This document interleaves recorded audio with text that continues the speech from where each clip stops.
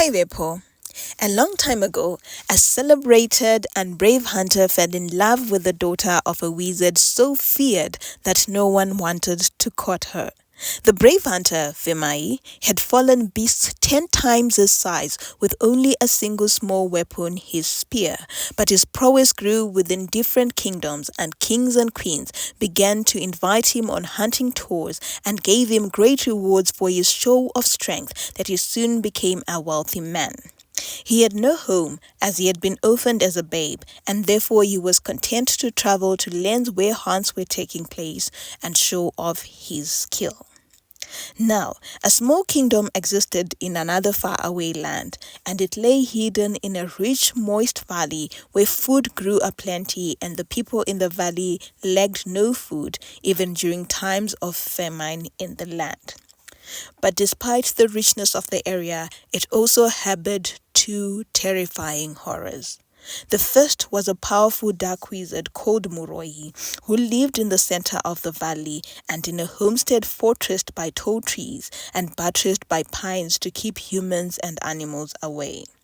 By day, Muroi sat by the entrance to his homestead, which sat next to the market, and he would watch the goings-on of the valley with his wide and blinking eyes. He would stare at everyone as they passed by, going to the market, and people would walk as far from his homestead as they could, cursing the sighting of the market because it meant that they would encounter this fierce man. Everyone avoided his gaze as they passed by, and people who attempted to stare back at him had sworn that his eyes would change color from brown to green to orange to red, and if one stared long enough, the eyes would begin to emit thin wisps of smoke.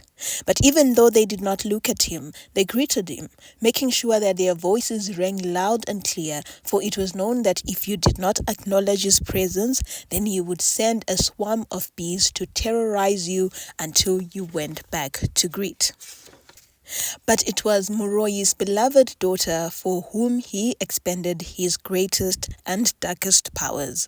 Nakai was a goddess whose beauty was incomparable. She had the darkest skin that glowed and shone so brightly that it seemed to have been made of a mixture of glass and water.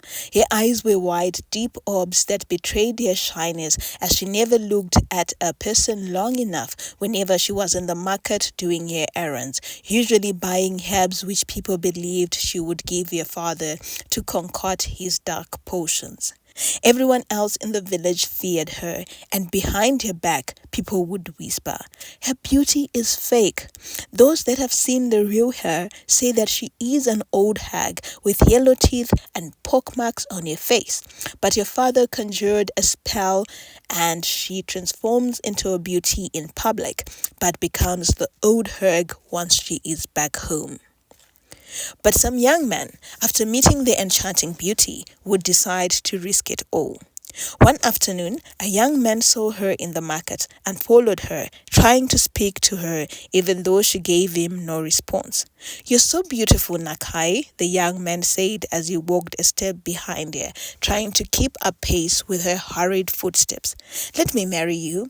I will even come to your father and ask for your hand in marriage, if only you say yes." But Nakai did not respond, instead increasing her pace so that the young man almost jogged beside her. "Please say yes, Nakai." But by then they had arrived at Muroi's homestead, where Muroi sat, his unblinking gaze fixed on the young man walking beside his beloved daughter. From whence the young man got the courage to approach Muroi, nobody ever got to know, but it was rumored that the young man had gone to kneel before the wizard, then said, "Please allow me to marry your daughter." His mouth became stuck as he said the last syllable, and he never spoke again, but walked around with a forever gaping hole in his face that no herb doctor could ever cure. But that did not deter another young man, who had seen Nakai in the streets as she walked to the market and tried to talk to her. But when Nakai had not responded, the young man had decided to doom Sengabere, lifting the girl from her feet and then running back home with the young woman, declaring, "You are now my wife." By the time the young men arrived home, however, Muroi was already there, and his unblinking gaze was enough for the young man to set Nakai on her feet and watch the young woman walk back home with her father.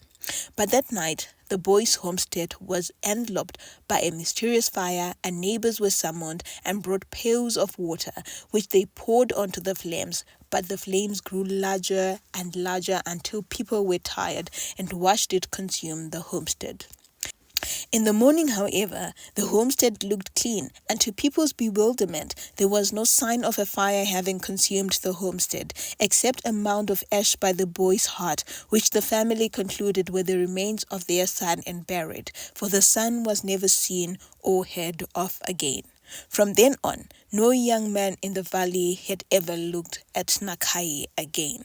She had retreated into her father's fortress, where she sat far away from the crowd and watched the world from a slit in the trees that surrounded her home.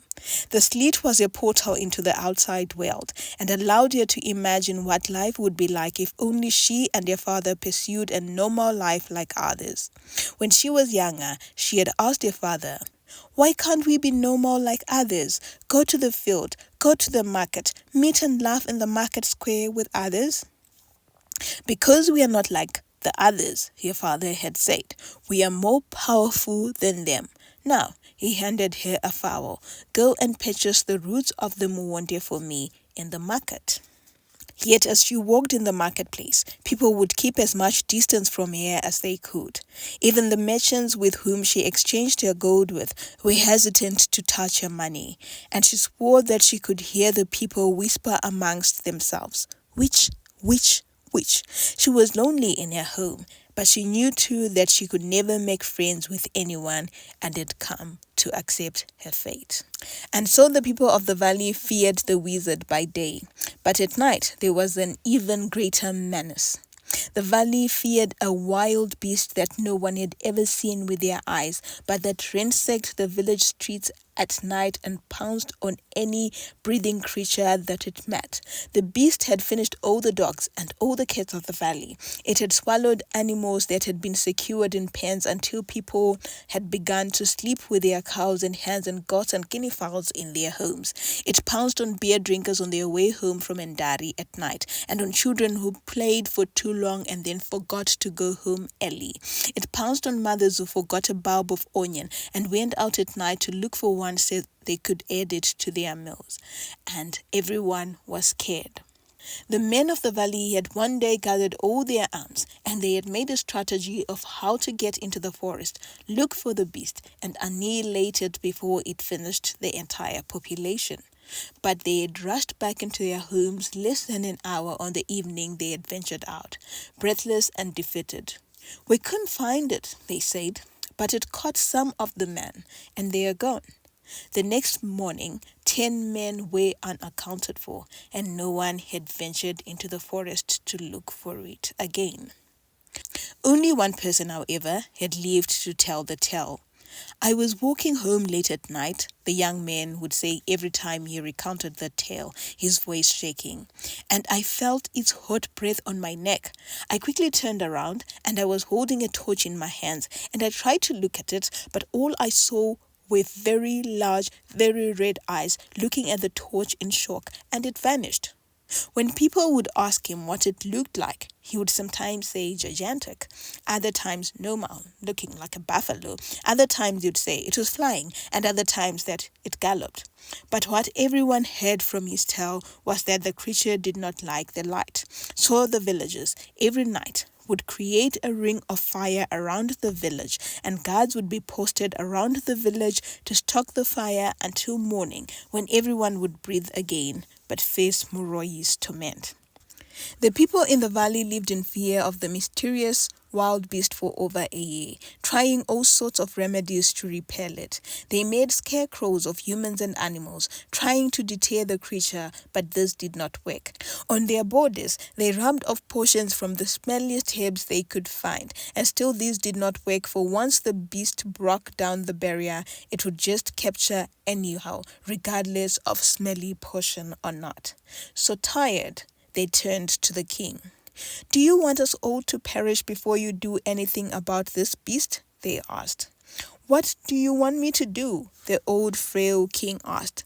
Some of you are better fighters than I am, and yet you want me to go and look for the beast. I am sorry, he said, raising his arms as if in surrender. But I want to spend the rest of my days in peace, and I do not long to die a hero from having captured a beast that nobody has ever seen. But the people were relentless. Talk to Moroi at least, our king. They insisted. Perhaps he has an idea on how we can defeat the beast. Moroi, however, had laughed the king and his delegation away. Go away, he told them, even before they had finished asking for help. Why would you even think to darken my door so? I have asked for neither a morsel of sadza when my stomach growled, nor a hot ember for my cold hearth. Why then would you think it's proper to ask me a favor to use the powers you have ridiculed in this valley? Now, leave my home. Now before I turn all of you into mounds of soil. The aides had scrambled to hoist their frail king, and they all scurried out of Moroi's sight. Nakai, who had heard the exchange, then asked, But Baba, why can't you help them at least? Because they are not my friends, my beloved, Moroi responded. Back in the valley, people knocked on the king's door. Help us, they said. Save us before this valley becomes a valley of ghosts. The king was at a loss. But, as luck would have it, after 17 moons of the monstrous terror on the land, the king learned of a hunter who had conquered beasts with just a spear. It can help the land get rid of this callous monster, the rumor said. So the king sent a messenger to the hunter who lived 7 days away from the valley. Tell him to arrive in the morning, the king told the messenger. Tell him that if the sun sets at midday and he has not entered the forest, then he should stay in whatever village he is in, because we don't want his blood and his life on our consciences. In the weeks that followed, the whole valley was in a state of anticipation. Freedom is coming, they said to each other as they passed each other in the streets. Finally, and we and our livestock can enjoy our lives in peace after the monster has been annihilated. And when the young hunter arrived one afternoon, there had been celebrations and ululations in the village. You who have come to save us, the women sang as they swept the ground before him so he could walk on a clean path. You who have come to give us breath and relief. Nakai heard the ululations and whistles as she mixed some portions in an earthenware pot. She rushed to a portal into the outside world and saw a young, tall and muscular man, whom she had never seen before, being serenaded by a group of men and women, while children followed the procession joyously. Who is he, Baba? She asked her father as the procession vanished into the next street. I have never seen him before. But your father had quickly and in a hard voice dismissed her, saying, Just some fool who thinks he can defend this valley better than I can. He thinks he can conquer this beast by a spear. He does not know that the sun will not rise on him ever again. Then he turned to his daughter and his face softened. You don't have to worry about these people who do not have our gift. No, hurry along and finish making the potion. I shall need to use it tonight. But Nakai stood transfixed for a long moment before she asked in a low voice, Baba, do you know what this beast is? Moroi nodded, then said, It is a gorito, Mwanangu. Then seeing the question still in his daughter's face, he continued, It is neither human nor animal, but it is the vengeful spirit of an angry, departed human. It seeks vengeance for its passing, which would usually have been cruel and mysterious. The family of the departed then call on the spirit to avenge its passing, but that can only happen if the passing was severely cruel. So it avenges on anyone in the kingdom, regardless of who did it harm? Nakai asked. Well, in this case, it attacks anyone, meaning that everyone, in one way or another, was complicit in its passing. But what does it do to its victims? Nakai was still fascinated. Collect them like trophies, but doesn't eat them, just eternally incapacitates them. Nakai was quiet for a while, then she asked again. When does their vengeance end then? When does the Gorito say, "It's enough, I have had my fill, my wrath is over"? A livestock offering, and an apology, and reparations to the surviving family, and honoring these reparations. But we too, because we have a gift, we can conquer it by simply slaying it. Nakai nodded, listening to the fading sounds of the celebratory procession. So the young man is going to be unsuccessful then? She thought to herself before returning to the highness fairs that she had to pound and that her father would use to induce deep sleep at night. But in the village, the young man had been immediately taken to the king's council for a debriefing. He refused the food that was brought before him by the king's cook, saying, "I will only eat after I learn what has been troubling this beautiful valley." So the king explained to him all that the people in the valley had been subjected to. "We do not know what kind of a monster it is," the king concluded, "whether it has teeth or not, whether it has 4 legs or 2 legs or 6 legs, whether it flies or walks or waddles. All we know is that it wants to end us. Will you be able to help us, young man?" Vimai nodded and said, "Fear no more. This thing shall be a thing of the past. Tomorrow, the valley will celebrate late into the night without fearing the wrath of the unknown creature." Thank you, young man," the king said. "You are welcome to our arsenal. You can take any weaponry you want and use this against the monster." But Vimai was shaking his head. "I have my own weapon." He took out his spear and caressed it gently. "This spear has not once subjected me to defeat, and I am confident it will be enough when I hunt the monster." The king nodded and said, "Be that as it may, do take some brave men with you to the fight, so that their company will strengthen you." But as Vimai began to shake his head, the king was continuing. "We have a proverb here in the valley, that a single fingernail cannot squash a louse. So please, do take some reinforcement with you." That afternoon, and as the sun began to set, there was much discussion amongst the villagers. Some said not to light the fires as the monster would be defeated and there would be no need for a ring of fire. "Did you see his muscles?" they said, "or the sinew in his legs and arms? There is no likelihood that he will fail with that beast." But others remained skeptical. "We can't put all our trust in a stranger, a man we have never seen and just seen today. We have already lost men and women and children and livestock to the monster. Let's just be prepared in case he is defeated." So reluctantly, the valley guards began to stoke embers as the sun disappeared into the western horizon.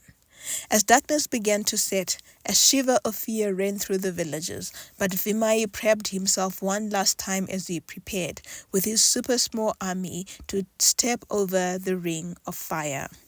Only 2 men had turned up when the king had sent word for brave warriors to join Vimai.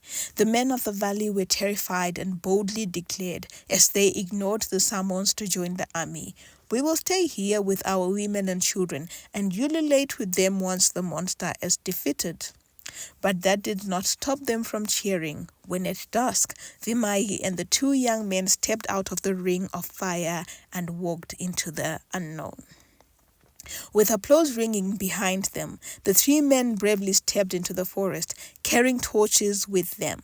"Let's go, boys," Vimai said encouragingly. He could sense their fear, but he was also confident. They had yet to be any animal that he could not fall, and today he felt lucky. The beast had to fall, and the legend of his skills would extend to lands he would never reach, and his children and their children and generations to come would remember him as the greatest hunter of all time. But as the darkness descended over the forest and hugged the 3 men, Vimai began to feel uneasy. He had never been into a forest like this before, a forest where no cicadas buzzed or owls hooted, where even the trees stood still as if on attention, as though waiting, watching, and holding their breaths in. Involuntarily, he shivered, but in the torchlight of his companions, he felt their fear was greatly multiplied, and he stilled himself and said to them, "You are brave men. Come on, let's find this monster. Tomorrow, your families and the villagers will sing of you in their songs." So they searched for the monster in the silent and still forest, looking on the ground for tracks, looking in trees for hiding spots, and venturing further and further away from the valley. They moved in deeper and deeper into the forest as the torchlight began to dwindle.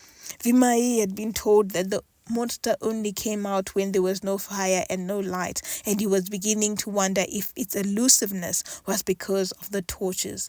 But he also knew that should they stuff out the torches to lure out the creature, he would not be able to fight with a beast he could not see. It would be over for them. But still, it did not take long for the torches to, one by one, die, leaving the three men struggling to see even beyond their eyelashes. The darkness was inky, was suffocating, and one of the young men began to breathe out so loudly that Vimai thought he would faint. Beyond the loud breaths, however, Vimai also heard a faint sound, like footsteps, like the rustle of leaves, like heavy labored breathing, and in the darkness, as those sounds grew louder, Vimai turned to look, holding his spear up high. All he saw were two red eyes looking at him hungrily, but there was no body, and Vimai knew the body was dark too, to match the night.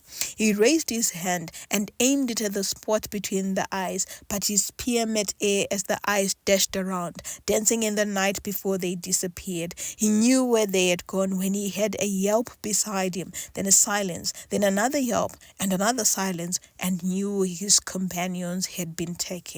Again he lashed out his hand, seeking contact with the unseen beast frantically, and failing as his mind whirred in fear. "This is the end," he told himself. "The legend will not sing about me. It's over." He felt a rough hand clutch his throat and squeeze life, and he allowed the kaleidoscope of his life wash through him and prayed to meet his mother and his father whom he had never known in the afterlife. He chose not to struggle. There was no need to prolong the inevitable. He had been a great hunter while it lasted, and he was choosing to take that with him. But as he closed his eyes, he heard the most beautiful voice in a language he had never had before. He thought to himself, "Is this how one is welcome to the ancestors?" And he allowed himself to surrender to the land of the beautiful voice. Vimai opened his eyes to the blinding light of a torch in his face, and he looked into the eyes of the most beautiful woman he had ever seen. "Ngirozi," he said, his voice low and his vision drifting. "I have met an angel. You are my angel." Beyond the beautiful girl, however, he saw the largest, scariest beast he had ever seen, lying on its side, its blood-red eyes staring and seeing into the depths of the forest, and he drifted off again. When he opened his eyes again, he saw and heard the beautiful woman speaking frantically. "He is alive, Baba," she said. "He is bleeding too. Baba, we can't." A gruff, hard voice cut her off. "Let's go, Nakai. He shouldn't be here. Let him be for trying to show off. Let's go." "I can't, Baba," the beautiful voice was saying. "Help me lift him." "The winnowing basket cannot carry two men," the gruff, hard voice responded, "and I do not use my powers to help foolhardy commoners on foolhardy quests. Come on, let's go." "Don't leave me, Ngirozi," Vimai said, his voice and vision still drifting in and out. When Vimai next came to, he was in a beautiful, feminine hut, and he could tell he was lying on something soft and plush. A soft, cool hand was perching his forehead, and he looked up to the owner of the hand. "Ngirozi," he said when he saw her face, "my angel." The young woman, whose expression had been sad, lit up when she looked over at the hunter. "You are awake," she half said, half questioned. "I did not think you would make it. Welcome back." "Where am I?" Vimai said, and attempted to rise. But the exertion must have been too much for him, for he fell back onto the bed and into a deep sleep. In his sleep, He saw his uncle holding his kettle whip and eating on the ground beside his 6-year-old self. You let the cows trample the neighbor's saplings again, huh, silly? You shall have no supper, ungrateful one. I feed you, and still your carelessness brings me more debt than I can ever bear. He trembled and opened his eyes, and the dark-skinned angel gave him a sip of water from a gourd.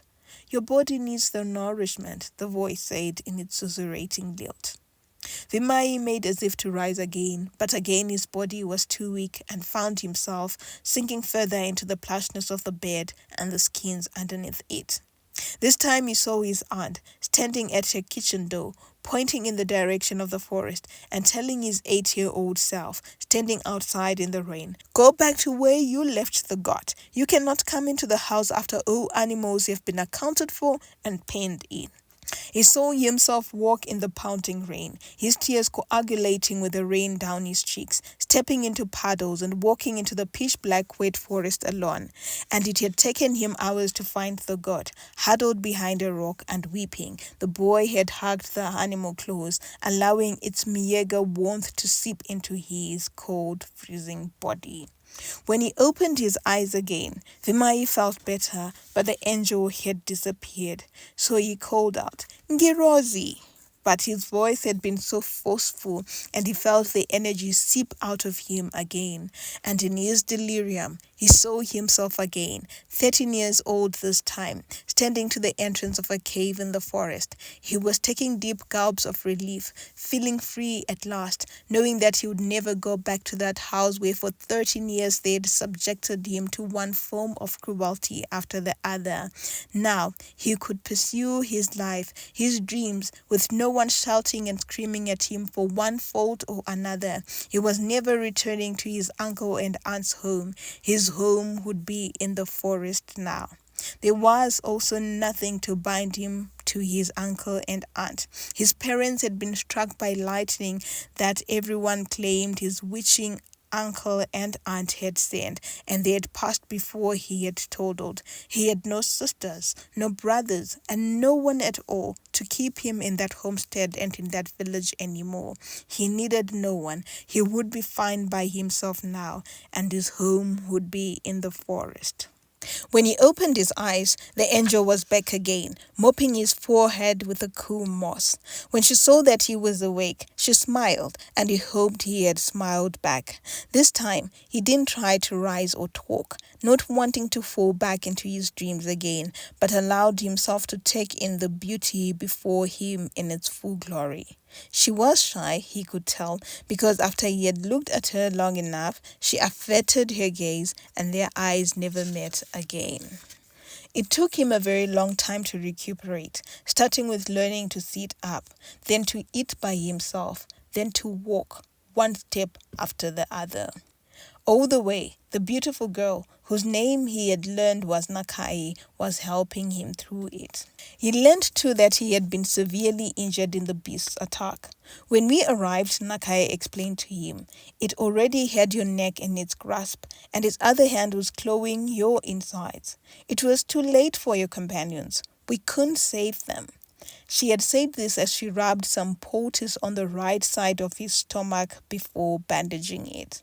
When we brought you back, we didn't think you would make it. You had already lost a lot of blood, and even though I am a healer, I have no experience in treating injuries this extensive. You have to thank your ancestors that you made it. I thank you too, Vimai responded. Had it not been for you, I would be gone. Nakai smiled shyly. But, Vimai was saying, I have never seen an animal like that before. What was that, and what did you do to conquer it? Nakai explained to him all about the gorito and how it fed on people. My father told me to speak love and forgiveness to it. That's how we conquered it. But as she spoke, Vimai had become more and more enchanted by her. He had never looked at a woman and felt drawn to her as he was becoming to this one. Her voice was low, never rising beyond the pitch of a calmly flowing river. Her eyes were wide, and they glowed and made her face easy to look at. And the few times that she either smiled or laughed, her face would transform into that of a goddess, and he had come to understand why he had seen her as an angel the first night he had seen her in the forest. And feelings he had never felt for a woman stirred within him. He wanted her. He wanted to be with her, and he began to look forward to her visits every single day. "Who do you live with in this homestead?" Vimai asked her one day after they had taken a laborious walk around the compound. He had seen no one else but the girl since he had been in the homestead, but he had also noticed that the homestead was humongous, albeit empty. "My father," she responded. "How come I have never seen him?" he asked. She shrugged. "You shall one day. It's just that he is a busy man." "Oh, okay," Vimai responded. "But what does he do?" She sighed, then shrugged before saying, "A healer, like me." "I see," Vimai said. Then half-jokingly he said, "I need to meet him someday. I shall need to negotiate the settlement for Aurora with him." But Nakai's face had darkened, and she had said quickly in a fearful voice, "You can never broach that subject with him. You hear me? Never." "Why?" Vimai asked gently. Because I'm betrothed to marry another," she said quickly, saving herself. But he had seen through her quick and flushed response, so he said gently again, "You are lying." Then he sighed and spoke. "I do not mean to abuse your hospitality. You have been so kind to me, Nakai, and you have taken care of me during this very difficult time. But I've also become very taken by you, by your gentleness, your kindness, and your beauty that has no pride. A part of me wants to remain bedridden forever so that I can see you every day. But every day I keep getting better, and I know I will have to leave your home and your valley soon. But it would break my heart if I leave without you. Please, Nakai, be mine." But even as he spoke, he could see her eyes grow wider and wider in alarm and fear. "What do you say?" he asked her finally. "Nothing," she responded. "I say nothing." "Oh, please, Vimhai, please stop with these fanciful thoughts. You and I can never be in love, let alone marry. Please, don't let me regret fighting my father to bring you back into our home. Please." "But why do you say we can never be in love?" Vimai asked. "Never is such a strong word." Nakai sighed, then said, "I am a healer. I have been called to heal and mend sick and broken people, but my gift is conditional. If I fall in love, then it vanishes. Of what good then will I be to one person when I can heal nations, Vimai?" They were both quiet for a while, then she continued, "So no, Vimai, I can never be in love because I choose to stay true to my calling." Vimai remained affected by her, but she was so adamant in her stance to not fall in love with someone. He knew too that staying longer in her homestead would mean that he would heal physically, but it would open his heart up for heartbreak too. So he began to push himself harder, working on regaining strength in his limbs and in the rest of his body so he would live faster. He took himself on walks around the homestead, stopping and leaning against walls to regain breath or until a wave of pain washed away. He ate as much food as he could to cover up for the weeks he had been out of commission and to help himself regain strength. And he tried as much as he could not to spend too much time with her, waving her away quickly after she changed bandages so he would not spend too much time looking at her. He did all these things even though he knew in his heart that she was all he wanted. But something continued to puzzle him. as he made steps towards full recovery, the emptiness of Nakai's homestead.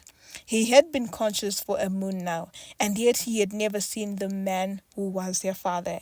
He had also never seen any other living human being in the homestead except Nakai and him, and that was weird as the homestead looked spacious and wealthy. Where were the maid servants to help Nakai with her tasks?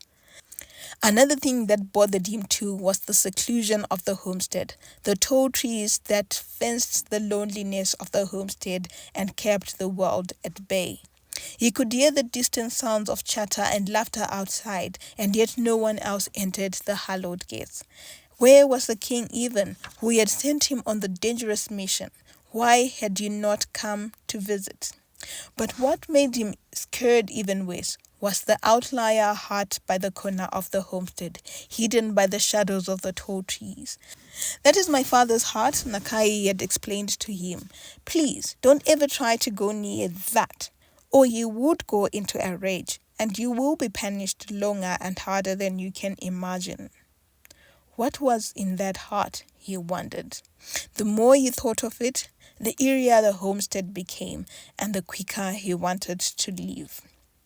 But as luck would have it, one day, as he leaned against the walls of a rendezvous in the center of the courtyard, he heard two people arguing. He heard your voice first as she said, almost pleadingly, "Baba, he is not yet okay. We cannot let him go out like that. Allow him to stay and regain his strength for another moon at least, and only then he can leave." "Pah!" a gruff voice spat, and instinctively Vimai remembered the gruff voice he had heard arguing with Nakai in the forest, and he knew that this was the father's voice. Another moon harboring an unknown in my household? No, he should go today." "Baba," Nakai was pleading, and Vimai was sure she was now crying. "Please, his wounds have not healed, and he may not find the poultice that I have been lathering them with. If we let him go, then he might get an infection and pass on. Please, let his wounds heal at least." "Who cares what happens to him after he leaves?" the father was saying. "We have already done more than enough to help an unknown. Let him go." There was a slight pause, and then the father continued. Okay. Give him a portion of the poultice, teach him how to apply it, and tomorrow we let him go." Vimai shifted his body a little closer to look. He was curious to see the man's face, but even as he peered over the heart, the old man was raising his face, and the eyes of the two men met, and so many things happened at once. Involuntarily, Vimai recoiled. He had never seen so much maleficence in a person before, and he found himself reaching for his pocket to pull out his spear, which of course was not there. But the older man, though his eyes had not even moved from the young man's face, had seen him reach into his pocket, and he laughed, a loud evil cackle that did not reach his eyes, and so little movement on his lips one would have sworn it was the work of a ventriloquist. "You braved yourself to step out of the shadow, mighty hunter, and your first instinct is to reach for your spear and make me pray," the old man said. Nakai had also helped and leapt to stand between the two men. "Leave him alone, Baba." But the two men were taller and easily overlooked the girl who stood before them. Muroi's gaze did not waver, and Vimai found himself trembling. "My daughter and I braved the Gorito to save your life, and your first instinct is to fight me, you ungrateful." But Nakai cut him off, crying out loud, "Let him go, Baba. He never intended to cause you harm. He was just protecting himself." The old man looked at his daughter for a moment, and Vimai saw his gaze soften. But it was a fleeting moment as the man looked back at Vimai and said, "Leave." Nakai put out her hand. "He is not well enough, Baba. He can hardly walk out of the gate." "I don't owe him anything," Muroi said. "In fact, I have extended a great kindness to him which he can never repay. Now, I say to him, leave. Go, young man, before I make the sun set on your back." Vimai needed not telling twice and sidestepped Nakai, eyeing the gate. But she was quicker and blocked him. "You can't leave today, Baba." The older man's face narrowed as he looked at his daughter, and she said slowly, "If he leaves today, then I too shall leave." The maleficent smile returned to the old man's lips, and he said, "Oh, my daughter, what an exercise in futility. You have fallen in love, oh, my daughter. After I have told you so many times, love will make you suffer, you have chosen to plunge yourself into fire." "Baba," Nakai said, I do not love him. I just want him to recover." "Ah, my child," Muroi said, "if you do not love him, then it cannot be so difficult to let him go. Right, let him go. Give him the poultice. Let him go." "No," Nakai said weakly. "Then you know the price," Muroi said. "The boy has to meet his ancestors." "No," Nakai screamed, her voice vehement. Muroi's eyes narrowed even further until they were merely slits in his face. "Then it will be you who meets your ancestors." "Baba," Nakai said, sinking to the ground, kneeling and playing. "You have told me you love me countless times, and you know all the powers both dark and good. Please, Baba, release me from this curse. Use your powers and allow me to live like other children. I want to see the world too. I want to start a family. I want to have friends too. Please, help break the curse and let me be." Muroi laughed. "Where will you go, my daughter? Certainly nowhere in this valley where everyone knows you are a witch. You know that they have come here, clamoring for the release of the hunter, and he has only remained here because of the enchantments I have strewn around the yard to keep them at bay. What do you think will happen the moment your foot crosses the gate and you proclaim you want a normal life? Huh? They will stone you, and the love you have for this man will be over." Muroi sighed, then continued, "Nakai, Manangu, your choices are limited. I too loved your mother, but I had to let you go. I put this curse on you so you would not waste your life following something so futile and fleeting as love, and you would dedicate your life to strengthening the powers of the dark as I have. If I let you go with a lover, then who will carry on this legacy? Huh? Your choices are limited, my daughter. But make a choice now. Either let him walk through that gate or cling on to him and send him to meet his ancestors." Nakai stood as tears welled up in her eyes. She knew her father and the strength of his curses and spells, and she knew too that if she held on to this hunter for any minute longer, she would just be prolonging his death. So she turned to Vimai and stood on tiptoe, looking into his face, and she told him, "I told you that a love between you and I would be impossible because one of us would have to go. The past weeks I have spent with you have allowed me to imagine life outside this homestead, but I knew this too would come to an end. So I am giving you a gift today to demonstrate the adoration that I have come to feel for you in the past weeks, and the gift is letting you go." Vimai was shaking his head. "I can't leave you here, Nakai." "You can," Nakai said, "and you will find another love." "Nakai," he said, "I cannot leave you here. I have never experienced gentleness in my life, but since I regained consciousness, I have found warmth and comfort in you. I cannot imagine what the world outside will look like for me without your gentleness. If you agree, I will walk with you out of this gates, and I will give you a good life. Please, come with me." But Muroi cackled loudly and said, "Young men, you shall go nowhere with my daughter. If you do, you shall not cross that gate." Vimai took no heed of the old man's words, instead of stretching his hand to Nakai, who took it in his. Tentatively, the two lovers took a step towards the gate, then another, then another. As they got nearer to the gate, Nakai turned to look at her father and saw his eyes burning with a fury that made them smoke. She screamed and tried to stop Vimai, knowing what the extent of her father's rage would do to them. But Vimai tugged her hard, and in his limping state, took the last step over the gate. As they both crossed, a dart of lightning danced across the clear blue sky, and they both expected to be struck. But instead, they heard a scream in the gate behind them, and both of them rushed back inside. Muroi was convulsing on the ground, an inaudible scream stuck in his throat, and inside the yard his black heart was aflame. Both Vimai and Nakai knelt beside the old man, with Nakai calling out frantically, "Baba! Baba!"